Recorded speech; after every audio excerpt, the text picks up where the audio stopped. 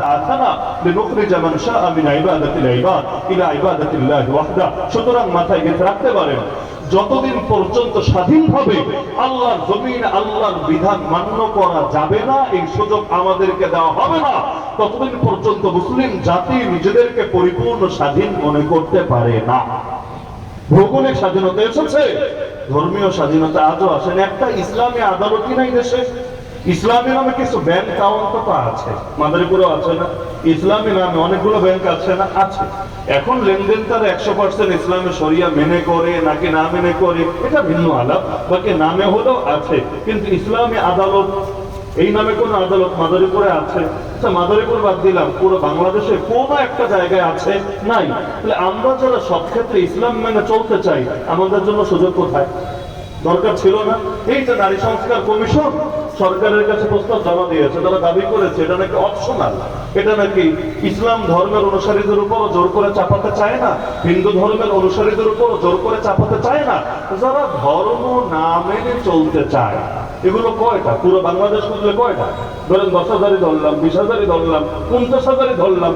এদের জন্য নাকি এই প্রস্তাবনা, মানে এত টাকা খরচ করে, দেশের টাকা, আমার টাকা, আপনার টাকা খরচ করে কমিশন বানিয়ে, এতদিন মিটিং করে, এত কিছু করে, বড় একটা রিপোর্ট বানিয়ে, এটা নাকি গুটি কয়েক নাস্তিকের জন্য, যারা ধর্ম মানতে চায় না। তো ঠিক আছে, মানলাম যেগুলো তোদের নাস্তিকদের জন্য নতুন বিধান, নতুন কিতাব, নতুন আইন, ভালো কথা। আমরা যারা ধর্ম মানি, আমাদের জন্য নিজস্ব আইন অনুসরণের সুযোগ নাই কেন? অন্তত পারিবারিক ক্ষেত্রে আমরা যাতে কোরআনের আলোকে বিচার পাই, হাদিসের আলোকে বিচার পাই, এমন কোর্ট, এমন সালিসি ব্যবস্থা কোনটাই এই দেশে নাই কেন? আর যদি নাই থাকে, তো মুসলমান নিজেরা স্বাধীন ভাববে কিভাবে? দেখা তো যায় নাস্তিকদের চাইতেও কম অধিকার পাচ্ছে এই দেশের মুসলমানরা, এবং বাস্তবেও তাই। হিন্দুত্ববাদীরাও বিগত দিনগুলোতে যেই পরিমাণ স্বাধীনভাবে চলাফেরা করত, মাঝে মাঝে সন্দেহ হতো সংখ্যালঘু কি ওরা না আমরা। কারণ ভারতে গেলে সংখ্যালঘু দেখে মুসলমানদেরকে, কারণ মুসলমানরা দুর্বল থেকে সব জায়গায় প্রতিটা পদে পদে তারা শোষিত হয়, লাঞ্ছিত হয়, পীড়িত হয়, বঞ্চিত হয়। কিন্তু এই দেশেও বিগত দিনে এমন আচরণ করা হয়েছে, মাঝে মাঝে সন্দেহ লাগতো, মনে হতো আমরাই মনে হয়, বিশেষ করে আমরা হুজুররা হলাম সবচাইতে বড় সংখ্যালঘু। আর ওই হিন্দুত্ববাদীরা যারা আছে, চিন্ময় দাস থেকে শুরু করে এই টাইপের যারা আছে, ওরা হলো বাংলাদেশের সবচাইতে সংখ্যাগুরু। এখনো পর্যন্ত নাস্তিক দেখেন, পুরো বাংলাদেশ খুঁজলে নাস্তিক কত হবে? পুরো বাংলাদেশ, মাদারীপুর শহরে যত লোক আছে তার অর্ধেক হবে। বিশ্বাস হয় না? নাস্তিক সবচাইতে কম, এমনকি হিন্দুর চাইতেও কম, খ্রিস্টানের চাইতেও কম, বৌদ্ধর চাইতেও কম। বাংলাদেশে সবচাইতে সংখ্যায় কম যারা, তারাই হলো এই নাস্তিকরা। এত কম, কিন্তু এত দাপট নিয়ে চলে, এমনকি মিডিয়াগুলো পর্যন্ত, সরকার পর্যন্ত ওদেরকে এমন ভাবে আদর তোয়াজ করে যে কেউ সন্দেহে পড়বে যে আসলে এই দেশে সংখ্যালঘু কারা, নাস্তিকরা নাকি হুজুররা। কারণ এত দাপট নিয়ে ওরা এত বড় কথা বলে কিভাবে? আল্লাহ হেফাজত করুক আমাদেরকে। এই যে আমাদের ধর্মানুভূতিতে আঘাত দিয়ে ওরা ঠিকই বড় বড় গলায় লেকচার মারে, অথচ নাস্তিকদের অনুভূতিতে আঘাত করে। আপনি দেখেন কয়টা কথা বলতে পারেন।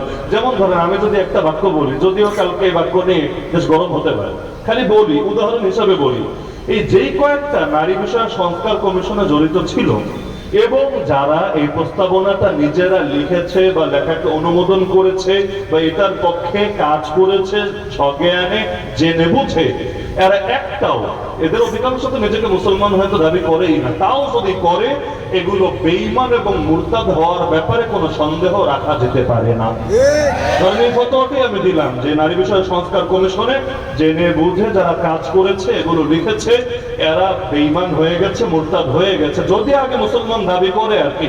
আর যদি দাবি না করে, তাহলে আর বের করার তো কোনো সুযোগই নেই। ধরেন এই বাক্যটি আমি বলি, যদি কোনোভাবে ওদের কানে পৌঁছায়, দেখবেন কালকে পুরো বাংলাদেশ গরম হয়ে গেছে। কি ব্যাপার?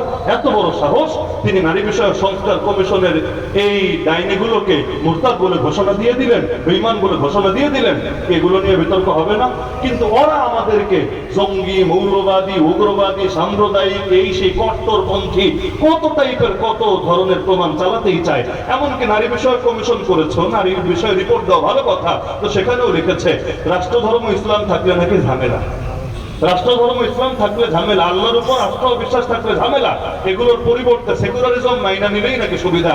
আরে এইটাও কি নারীদের কাম? এইটাও কি তোমাদের কমিশনের কাজ? আল্লাহ হেফাজত করুক আমাদেরকে।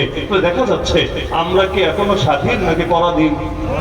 যতদিন পর্যন্ত মানুষকে মানুষের গোলামি করতে বাধ্য করা হবে, সেই মানুষ দেশের বাদশাহী হোক, সেই মানুষ পার্শ্ববর্তী রাষ্ট্রের কোন ক্ষমতাধরী হোক, সেই মানুষ পশ্চিমের কোন সুপার পাওয়ার দেশে হোক, যতদিন পর্যন্ত মানুষকে মানুষের গোলামি করতে বাধ্য করা হবে, ততদিন পর্যন্ত লা ইলাহা